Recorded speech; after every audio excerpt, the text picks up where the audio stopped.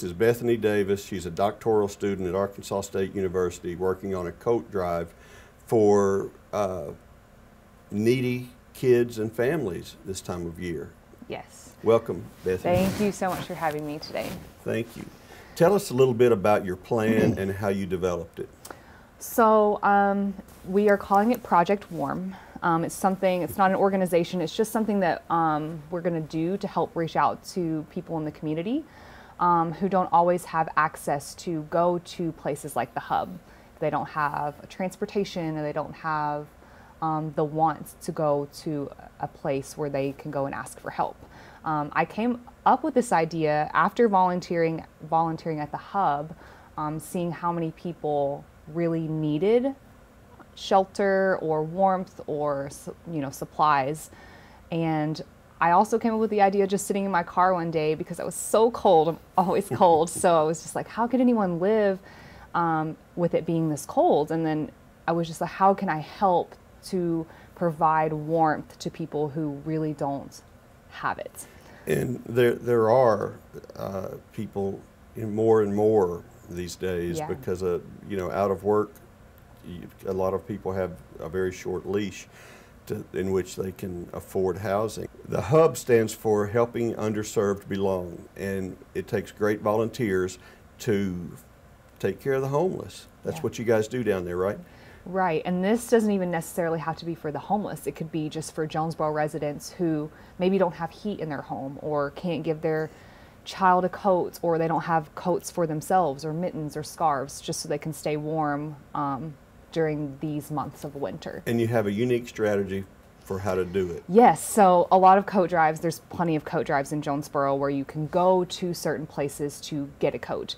But what makes Project Warm a little bit different is that we are going to be going out into the city by tying the coats and the scarves and the warm objects around light poles and around trees, and then we're going to leave a positive message with it. So not only do people see, hey, I can take this coat, but they're going to see some positive message that they can take with them.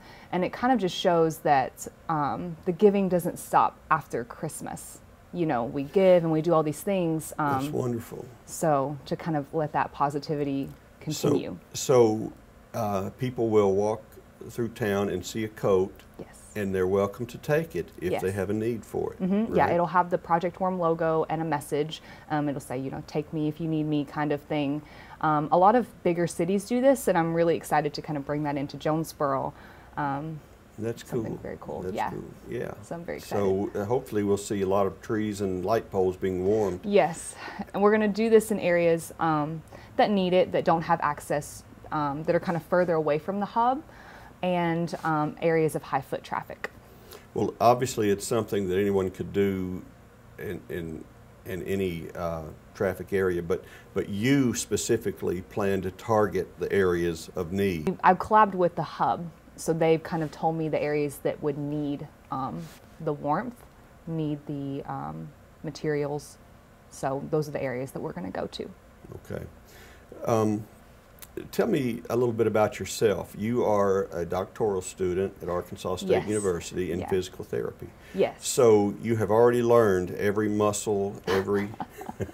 Yeah, I do know a lot of muscles of the body. I have all of that knowledge. I'm halfway through the doctorate program. So hopefully we'll just make it through the second half. Now, are you native of Jonesboro? Yes, I grew up in Jonesboro. My family's from here. I actually went to Brooklyn, but I've lived in Jonesboro my entire life. Okay. Yeah, Brooklyn is Jonesboro. Practically the same. Yeah, I mean, I drove 10 minutes to school, so. That's right. Who inspired you to have the giver's heart? Oh, definitely my mother. Definitely my mom, right? Who's always given me everything without me asking for it, always given to others without them asking for it. She's always giving, and if I could be just like 1/3 of the giver that she is, then I'd be complete. So, so tell me how this came about, but tell me how people can participate. So people can definitely help out by donating coats. It could be coats, it could be sweatshirts, it could be scarves, or it could be beanies, like hats. We are going to have a huge box. It's a big wooden box. It's going to be left in January at Health and Wellness. So it'll be right at the front. People can drop their coats off. You can follow us on Instagram at project.warm, just to kind of see what's going on, the progress, the positive messages that are going to be sent out. So you can follow us there. But yeah, mostly just donations. We don't want any money or anything like that. We really just want to have plenty of coats that we can just go around. I have a team of people that are going to do the messages and that are going to go do the deliveries.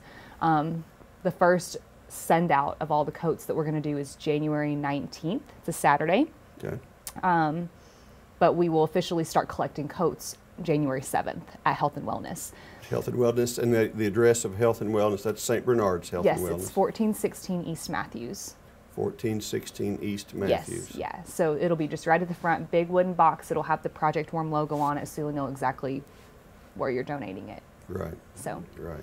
And we hope to do this annually. We hope to do this kind of December through hopefully March, once a month.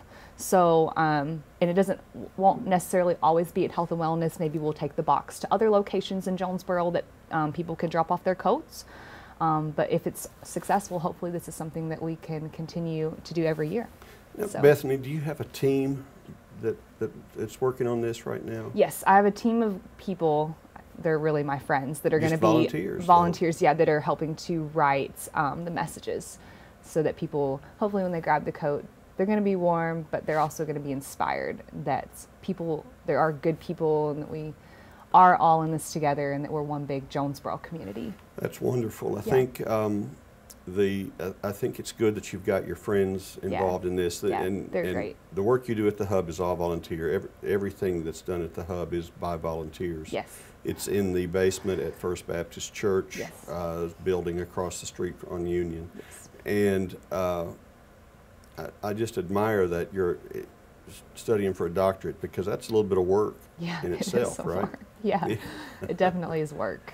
Okay, so when do you do this? You volunteer, you do that, and you do this? I've only volunteered a couple of times, and mostly it was just to help organize paperwork and different things like that. But when I was going through the paperwork is when I realized how much of a need there is.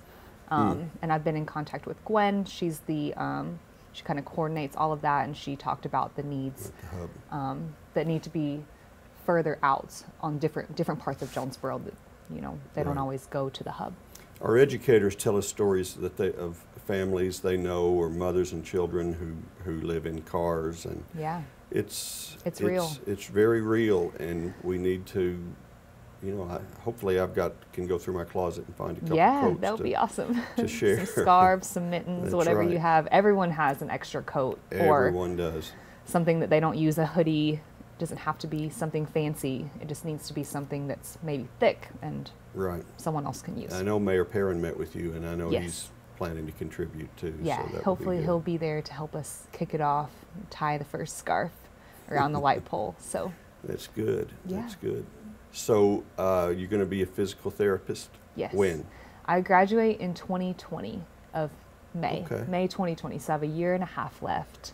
And then we'll probably stay in Jonesboro, assuming we can both get jobs here. My husband's also in physical therapy school, so we'll both be therapists and then do this on the side and just help give back in any way we can. Now he's doing this too. Tell us his name. Brent Davis. Yes. All right. So he graduates in 2019 in 6 months. Uh-oh.